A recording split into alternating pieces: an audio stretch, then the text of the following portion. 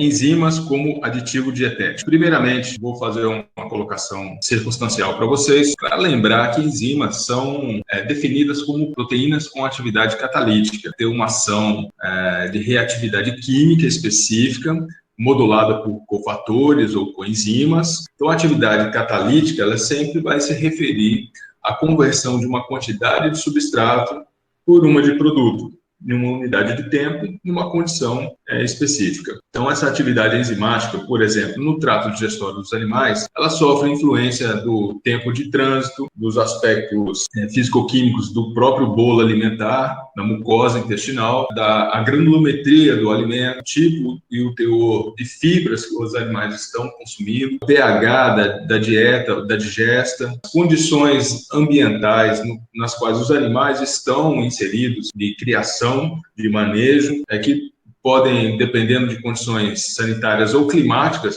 até levar a situações de alcalose respiratória ou acidose metabólica. Isso sem falar em qualidade da água, de água potável, teor de minerais na água, entre outros. As enzimas, como aditivo alimentar não nutritivo, ele se refere a um produto biotecnológico, processado, padronizado, para ser utilizado nos alimentos, ou então para ser consumido diretamente pelos animais. E essas enzimas comerciais, elas são obtidas de micro-organismos, que são selecionados em bioreatores, e a extração, a purificação dessas enzimas num produto comercial que tem uma ação específica principal.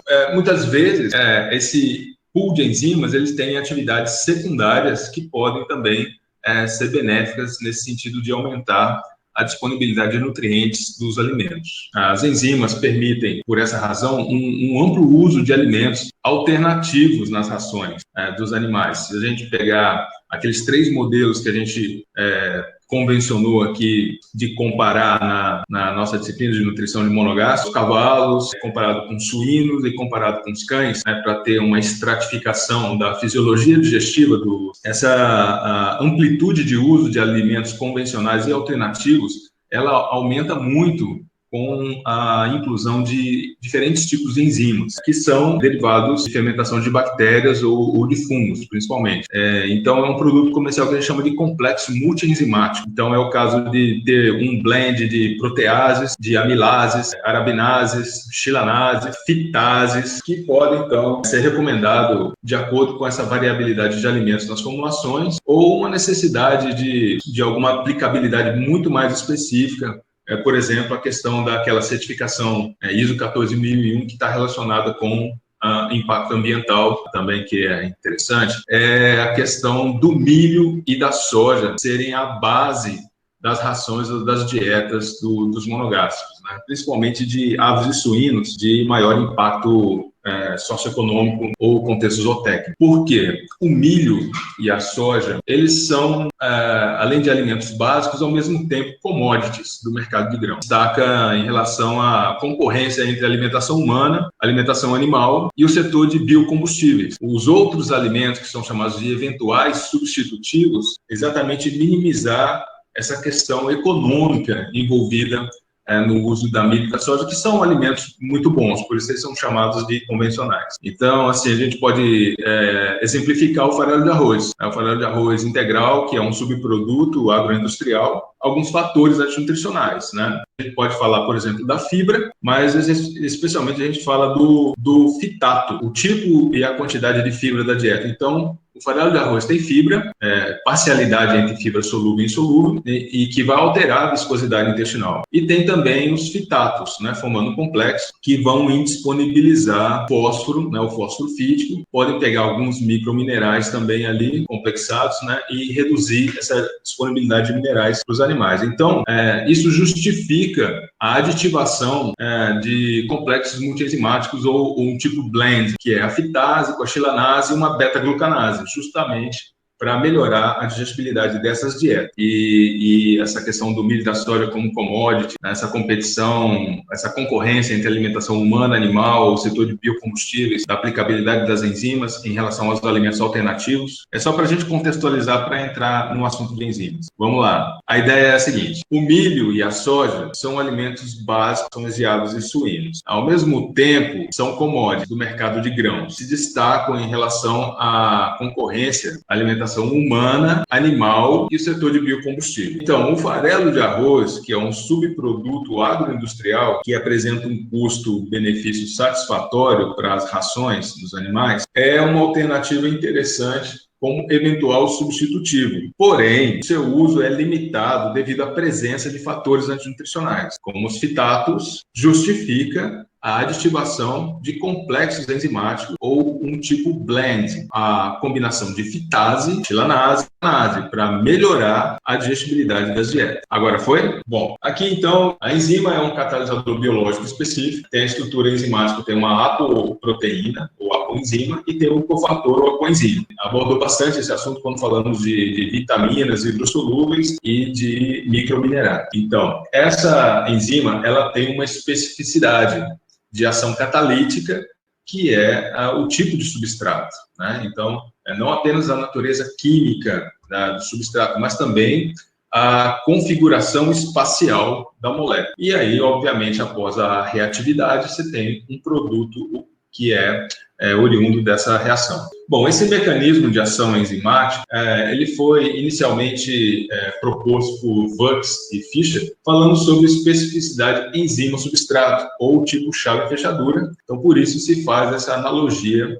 Então, aí o comportamento cinético da ação catalítica, ele ganhou um upgrade, ele evoluiu, no sentido do melhor entendimento, que seria uma enzima flexível, ou chamado de ajuste induzido, que é o substrato, ele induz uma mudança conformacional na enzima, que resulta, então, no encaixe complementar. E aí, isso é o processo de ativação catalítica, tá? Então, por isso, a importância não apenas da natureza química, tá? Mas também a importância da configuração espacial dessa molécula.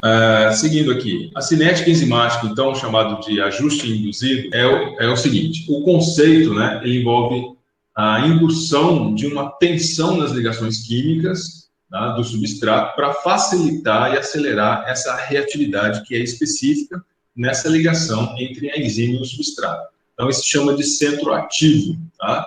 A enzima altera ligeiramente a sua forma à medida que o substrato se liga a ela, aí esse complexo enzima-substrato se transforma em enzima-produto. Então, né, obviamente, a enzima ela não é consumida no processo, ela libera do centro ativo o produto da reação. Então, enzima, substrato, produto, de maneira tal que a enzima molda o seu sítio ativo para esse encaixe complementar do substrato, promove esse estado de transição que é instável, que é a catálise, e resulta, então, no produto.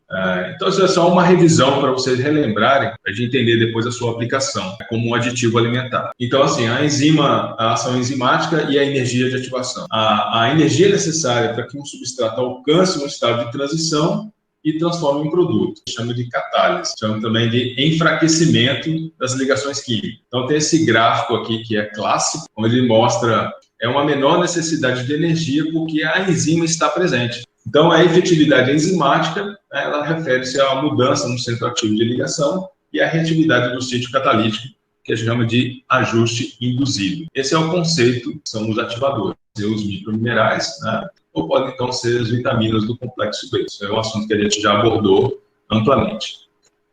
Bom, a distribuição da tecnologia enzimática, né? É um mercado promissor para a indústria têxtil, detergentes, de alimentos, de aditivos, de rações, suplementos, biotecnológica, biocombustíveis, entre outros. Em 2010, a Embrapa com a Novozymes, elas montaram uma parceria de inovação tecnológica para a exploração de enzimas e micro-organismos, com aplicação na produção de alimentos e biocombustíveis. A expectativa naquela época era do faturamento de milhões a bilhões de dólares anuais. Então, o que a gente tem? A gente pode resumir hoje. A gente tem aplicação na indústria agropecuária, então a amilase, lipase, protease, fitase, chilanase aparecem com frequência, e em alimentos, né, tem a amilase, lipase, protease, lactase, né? Então ele fala enzima endógena é própria do animal, enzima exógena é que ela é externa. Aí ganha mais força no sentido de melhorar o aproveitamento dos alimentos quando se incorporam enzimas também. Esse trio, né, vamos colocar assim, power trio dietético, é a presença do simbiótico com ácidos orgânicos e com enzimas. Essa é uma estratégia que está sendo preconizada hoje dentro da nutrição de monogástricos. Tem uma ideia de valores, tá? Eles não estão atualizados, mas dá para ter uma ideia. Então, por exemplo, tripsina e protease giram em torno de 500 a $400 o quilo. Então, você imaginar que você usa uma quantidade mínima, né? São pequenas quantidades adicionadas na formulação, então gira aí 0,5%, 1% no máximo, né? 1 quilo, ele dá para produzir toneladas de rações. Realmente é de excelente custo-benefício a questão adição de enzimas nas dietas. Exemplo, enzima do tipo hidrolase, que pega mais ou menos 50%, 55% do mercado de enzimas. É o caso, então, da inulinase, que atua sobre a inulina, que é a produção do FOS, do frutooligosacarídeo. Então, ele é derivado do Bacillus subtilis, que é um probiótico. Enzimas do tipo óxido redutase, derivada de Aspergillus niger, que é um fungo, atua sobre a destrina. Então, é uma enzima tipo destrinase. 10% do mercado giram em torno de enzimas isomerases. É o caso, então, da pectinase, né, que atua sobre a pectina, que é um componente da fibra dos alimentos vegetais. E as enzimas do tipo liase, como a chilanase, que atua sobre chilanos, que é um componente da fibra vegetal também, dos alimentos vegetais. Então, no Brasil, a gente tem uma grande biodiversidade, essa exploração biotecnológica, ela está ganhando mais força a cada ano. Então, as enzimas microbianas são amplamente utilizadas em vários setores. E aí, na questão da indústria de alimentos e na nutrição, ganha muita força as proteases, as amilases, as lipases e as fitases. Então, a gente pode colocar como vitrine, né, esses grupos de enzimas voltados para a melhoria da disponibilidade de nutrientes, né, para os animais. Então, aqui, enzimas exógenas, voltada para a nutrição, como aditivos alimentares não nutritivos, né, tendo a enzimologia como área de estudo, de pesquisa, avanço em conhecimento. Então, desenvolvimento, estabilidade de enzimas, a composição de alimentos, a fisiologia digestiva, a produtividade dos animais pela melhoria da digestibilidade das dietas, principalmente a melhor absorção de aminoácidos e a redução da excreção de nitrogênio no ambiente, a melhoria no aproveitamento de minerais, né, o caso do dato, que a gente vai falar bastante, a menor excreção de minerais de fósforo e outros microminerais no ambiente, que também é um ponto relevante para a atividade zootécnica de grande porte, né, de escala industrial. Beleza?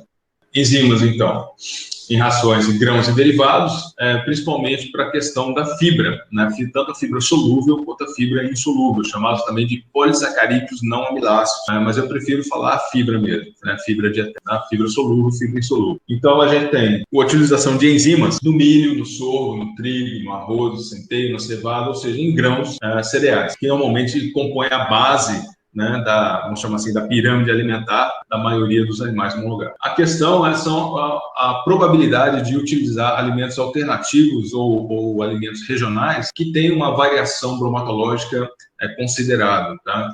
Ou a presença de substâncias antinutricionais.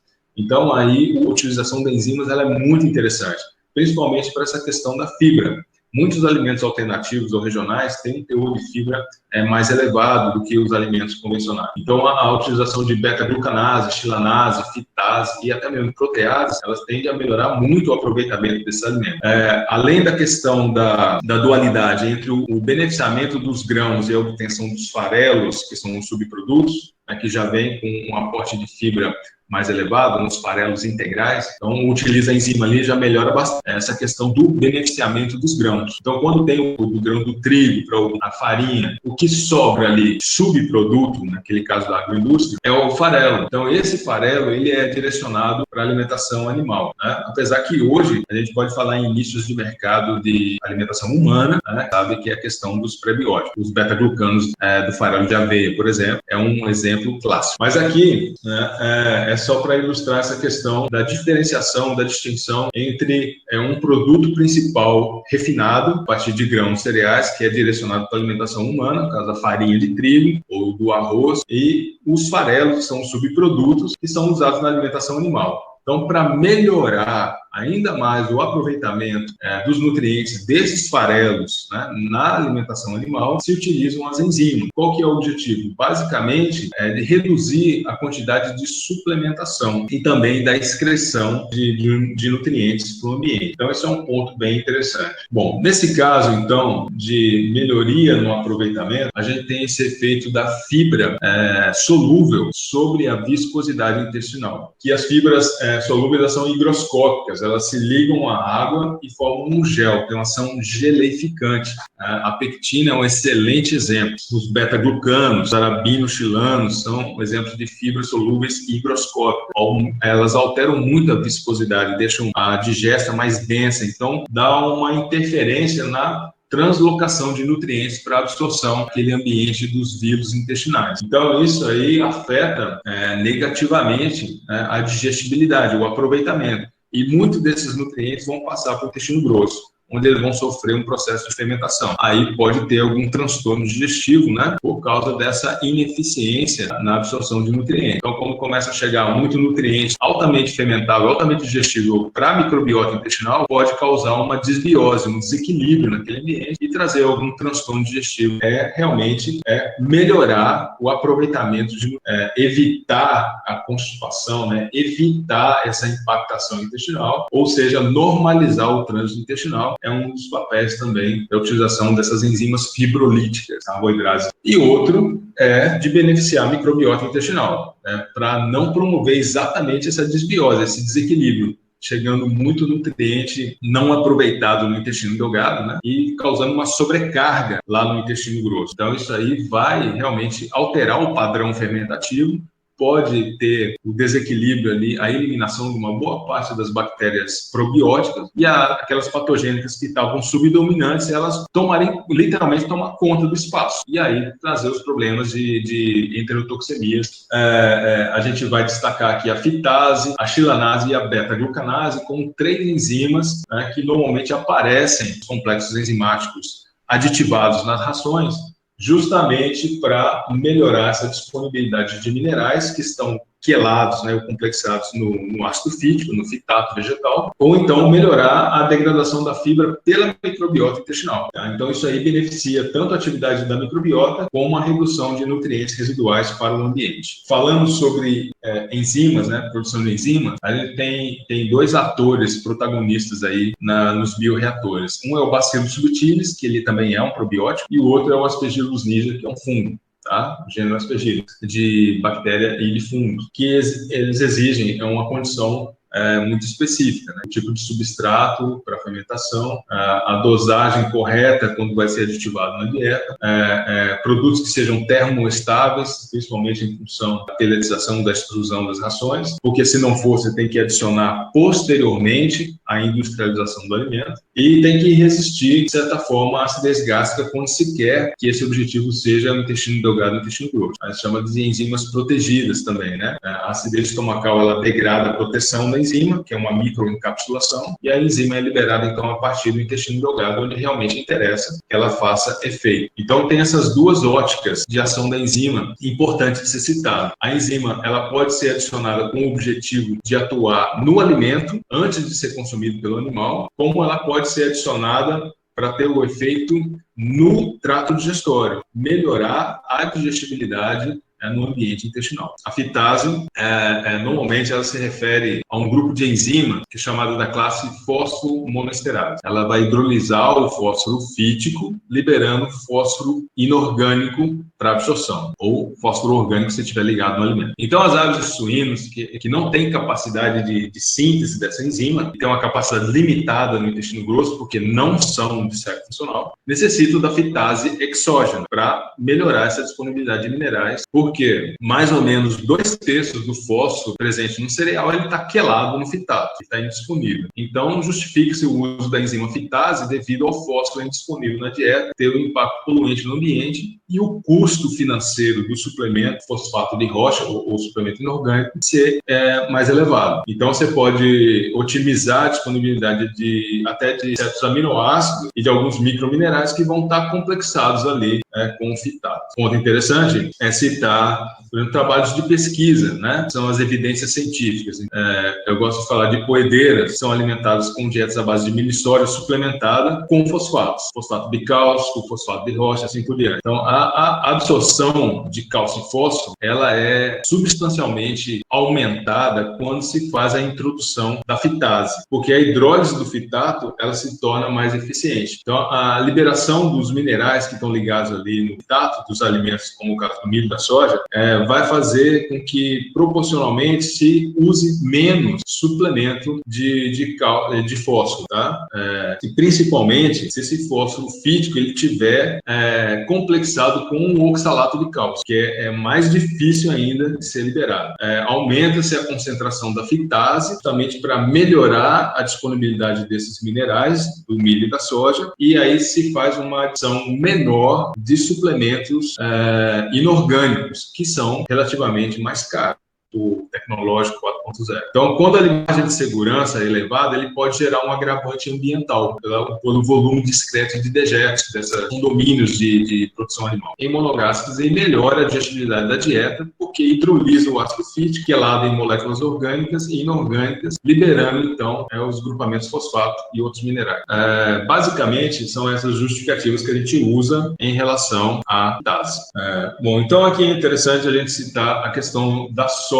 A soja é uma commodity, tá, no mercado de grãos, né? Tem vários produtos que são usados para alimentação humana, alimentação animal. Então, os subprodutos do beneficiamento da soja, eles são bem explorados na alimentação animal. E a gente tem a utilização de enzimas justamente para otimizar esse aproveitamento. Então, é o caso de trabalhar com proteases e fitases para melhorar a digestibilidade desses produtos, tanto da soja grão quanto farelos de soja, por exemplo, ou da soja texturizada, né, a soja micronizada, entre outros tipos. Então, aqui no caso da fibra, né, desestruturação da parede celular, desativação de fatores antinutricionais.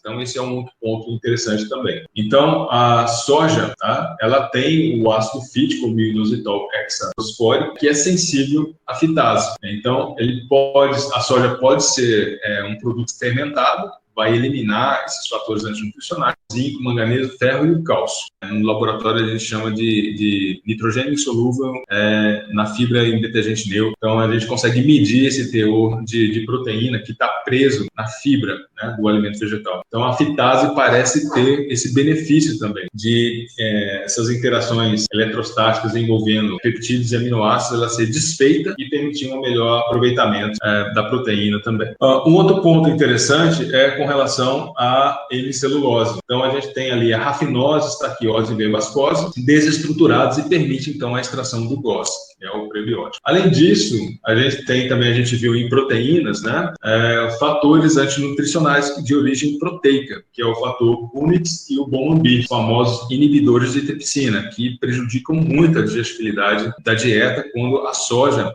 ela não é desativada. E também temos as proteínas antigênicas, né, os chamadas proteínas alergênicas, que geram uma resposta inflamatória intestinal, alterando a integridade dos vírus e a relação vilo-cripta, que é a funcionalidade absortiva. Esse combinado de carboidrases com proteases dão para a gente, a gente chama de blend ou complexo enzimático. Então, é muito comum ter associações de amilase, pectinase, beta-glucanase, arabinoxilanase, celulase e hemicelulase com peptidases ou proteases. Então, essa combinação é chamada de complexo enzimático, que é mais interessante você trabalhar com um grupo de enzimas do que trabalhar com uma enzima específica, aí no caso, tá? Dessas enzimas carboidratos, tá? É interessante a gente citar as beta-glucanases, sintetizadas por leveduras, fungos ou bactérias, que geram não apenas uma beta-glucanase específica, mas sim um conjunto de enzimas com a mesma especificidade catalítica. Então, essas enzimas, elas hidrolisam polissacarídeos naturais beta-1,4 e beta-1,3 do tipo beta-glucanos, que estão presentes em vários alimentos cereais, como aveia, trigo, cevada, arroz, entre outros. Então, alguns experimentos experimentos com frangos de corte demonstraram que a inclusão de beta-glucanase afeta positivamente a conversão alimentar, porque melhora o aproveitamento de nutrientes. A outra enzima, a xilanase, é também uma carboidrase que é responsável por degradar os xilanos e arabinoxilanos que estão presentes na fração da hemicelulose dos alimentos vegetais. Os farelos de cereais, né, que tem esses componentes, a xilanase tem a capacidade de flexibilizar a liberação de nutrientes que estão presos ali, principalmente otimizando a ação fermentativa da microbiota intestinal, que passa a ser bastante interessante para probiose. Então, os alimentos que têm teores consideráveis desse tipo de fibra, né, que ela é higroscópica, ela é geleificante, né, quando se utiliza a xilanase, resulta numa menor ação sobre a viscosidade intestinal, no sentido de não tornar denso, e sim tornar mais fluido, mais diluído, tirar aquela característica higroscópica, atenuar um pouco, e aí facilitar, então, a absorção de nutrientes antes de chegar no grosso. Então, a produção da xilanase em escala industrial, ela vem da fermentação principalmente de fungos, tá? Como é o caso do aspergillus. A mananase, que hidrolisa mananas, ou glicomananos ou galactomananos, que estão presentes nas fibras vegetais também, principalmente na soja. Então, esses polissacarídeos, eles aumentam o chamado efeito de distensão no trato digestório, tá? Por causa daquele efeito higroscópico na viscosidade intestinal também. Então, diminuindo o consumo de alimento e o aproveitamento de nutrientes. Isso, num contexto de produção animal de exploração zootécnica, não é interessante. Tá? Então, para evitar isso aí, por exemplo, utiliza-se beta-mananas ou mananase, tá? Ou melhorar o aproveitamento do farelo de soja, fibra da soja, e evitar o efeito negativo dessa fibra da soja, desses mananos, sobre o intestino delgado, aquele na taxa de passagem ali pelo duodeno jejum e ilho. Todavia, esses tipos de fibras, eles têm, não é só um efeito negativo, ele tem um efeito positivo quando se trata de dietoterapias, principalmente no caso de diabetes, né? Tanto tipo 1 quanto tipo 2, mellitus e o fenotipo, que é a questão coadjuvante, redução da insulinemia, né? Porque eles causam um baixo índice glicêmico quando eles estão na dieta. Então, assim, no contexto da produção animal, que você quer índices de produtividade, de desempenho e tal, né?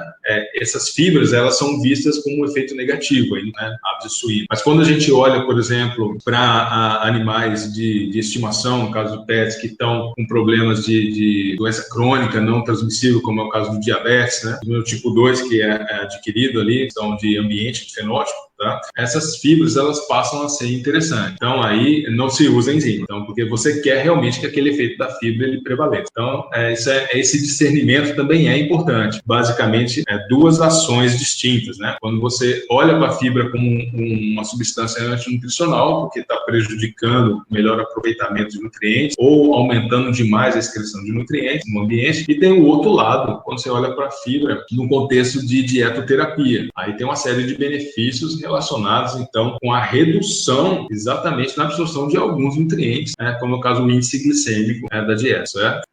E aí é o paradoxo quando se fala em amilases. Tanto a alfa-amilase, né, quanto as amiloglicosidases, aí, elas são adicionadas em blends enzimáticos justamente para melhorar o aproveitamento do amido, né, a digestão do amido glicêmico e também do amido resistente, que pode ser revertido, pode ser degradado com, a gente chama de exoamilase, que é uma amilase que atua sobre as ligações na configuração mista, né, alfa-beta, que é a característica do amido resistente, intrínseca, natural dos alimentos, que é melhorar o aproveitamento, dar um alto índice glicêmico, aproveitar o máximo possível, porque isso vai ser geração de energia para o animal. Isso é muito variável, depende do objetivo da criação. Qual é o objetivo de se trabalhar com a enzima? E qual é o tipo de substrato que se quer utilizar? Tranquilo? Com relação a proteases, a gente tem aqui, eu coloquei diversidade de aplicações. Tem recombinação de DNA, síntese de proteína intracelular, produção de alimentos, extrato de levedura, biomassa de levedura, indústria farmacêutica, tratamento de efluentes residuais. Vamos ver assim, a amplitude de ação, de aplicabilidade de proteases, não só na questão alimentar ou da produção animal, mas também na indústria alimentícia e farmacêutica. Então, só para vocês terem uma ideia, né, que a utilização de enzimas, ela não é restrita, muito pelo contrário, é muito amplo. Mas aqui a gente está afunilando para a questão alimentar. Então, para falar de protease, né, é interessante que a gente cite que é um comparativo, tá, com as enzimas digestivas que hidrolisam os componentes alimentares, liberando nutrientes para a absorção intestinal. Em algumas circunstâncias, essa atividade enzimática endógena, de proteases endógenas dos animais, ela pode ser insuficiente ou até mesmo ausente. Então, essas enzimas exógenas, elas melhoram muito a disponibilidade de aminoácidos para monogástrico. Por exemplo, é o caso da soja grão integral, minimizando o efeito dos compostos antinutricionais, que são os inibidores de protease, que afetam a digestibilidade. É o caso das hemaglutininas, reações alergênicas causadas por glicerina e conglicerina, as inflamações intestinais. Então, as enzimas, elas acabam trazendo esse benefício. Um outro ponto interessante também é o caso da gente trabalhar a modificação das proteínas alimentares. Vamos imaginar aqui, lembra daquele hidrolisado de frango que aparece na formulação de rações de cães e gatos, aqueles embutidos, né? Ou aqueles produtos de carnes enlatados que são usados para cães e gatos. Então, aquilo ali é um produto que ele é derivado de um processamento industrial da matéria-prima, no caso é proteico, né? E se utilizam enzimas para melhorar o aproveitamento, né? Inclusive as características sensoriais desse alimento. Então, essa modificação de proteínas alimentares com enzimas específicas, proteolíticas, amplamente usado na indústria de alimentos. Mas, assim, é um cuidado que se tem com relação à complexidade das proteínas, né, que exige um conhecimento sobre as transformações no processamento e no armazenamento, né? Então, de maneira tal que essa eficiência de hidrólise da enzima proteolítica, né, ela seja compatível com um tipo de substrato, concentração da enzima ou tempo de ação, como é o caso dos hidrolisados de frango, que são usados nessas rações embutidos e enlatados para cães e gatos. Da mesma forma, essa tendência de condicionamento de novas enzimas, desenvolvimento de novas enzimas, né, nas etapas de processamento dos alimentos, ter esse domínio do perfil de substrato na matéria-prima alimentar, onde a enzima vai atuar. Então, o controle de qualidade sobre a atividade catalítica para garantir o propósito da formulação da dieta, ação da enzima exógena como estratégia nutricional válida, né, com relação ao custo-benefício, obviamente. Então, assim, para melhor eficiência, esses ajustes e aspectos operacionais em uniformidade de mistura, eles são importantes. A uniformidade, a homogeneidade da mistura, para que a enzima realmente faça seu papel efetivo, né, de catálise de hidrólise. Assim como cuidado com os processos termoplásticos, aqueles de tipo peletização e extrusão. Se a enzima não for termorresistente, ela tem que ser adicionada depois da industrialização, depois da fabricação da ração ou do produto alimentício, assim como a condição de transporte e de estocagem, né, que é a temperatura, umidade, radiação, né, ventilação, assim por diante. Tá? Então, as chamadas boas práticas de fabricação de rações entram também nesse cenário do uso das enzimas. E um outro ponto interessante também, só para aproveitar para finalizar o raciocínio, é que as enzimas usadas para hidrolisar as proteínas nos alimentos, elas são usadas, por exemplo, para indivíduos que têm dificuldade digestiva. Tá? Existem produtos que são desenvolvidos para consumo mesmo, direto, tanto de humanos quanto de animais. Para intolerância, né, proteínas que causam intolerância, como é o caso da doença celíaca, que é o glúten, né, ou então de alergias alimentares, como a gente estava comentando aqui anteriormente, né, sobre a glicina e a conglicerina da soja. Então, assim, pode melhorar o aspecto químico, funcional e sensorial da alimentação. Mas a hidrólise enzimática, aí no caso, ela é muito utilizada, reforçando a ideia, produção de hidrolisados cárnicos, né? O hidrolisado de frango, que aparece muito nas rações de cães e gatos. Controle da propriedade das características do produto, né? De maneira tal que não inviabilize o valor nutritivo em termos de disponibilidade de aminoácidos, ou seja, na recuperação, enzima-produto, reação, enzima-substrato. Então, na recuperação daquele produto tratado com enzima, ele ainda seja considerado de excelente valor, em função de todas essas características relacionadas aí. Tá? Então, as melhores enzimas para a preparação desses hidrolisados proteicos na indústria de alimentos normalmente são derivadas de bacilos, chiles e de aspergillus niger, que foram aqueles dois que eu tinha mostrado para vocês anteriormente. Beleza? Bom, pessoal, então finalizando aqui, tá? Enzimas exógenas, a gente pode colocar dessa forma. Por que utilizar enzimas, todas essas que nós citamos? Primeiro, para remoção de fatores antinutricionais. Segundo, para aumentar a disponibilidade de nutrientes. Terceiro, para complementar a ação das enzimas endógenas, intestinais, ou melhorar a ação da fermentativa da microbiota intestinal, são os compostos nitrogenados, e de minerais, principalmente no caso do fósforo, né? O fósforo fítico, certo? Tá bom, pessoal? Então, seria isso. Enzimas exógenas, né? O essencial, né? Obviamente tem muita coisa para falar sobre enzimas, mas o essencial sobre a utilização de enzimas, eu considero que foi essa passada que a gente deu aqui. E realmente eu espero que tenha sido satisfatório e proveitoso para todos vocês. Então é isso. Um grande abraço virtual para todo mundo. Valeu, se cuidem e até a próxima.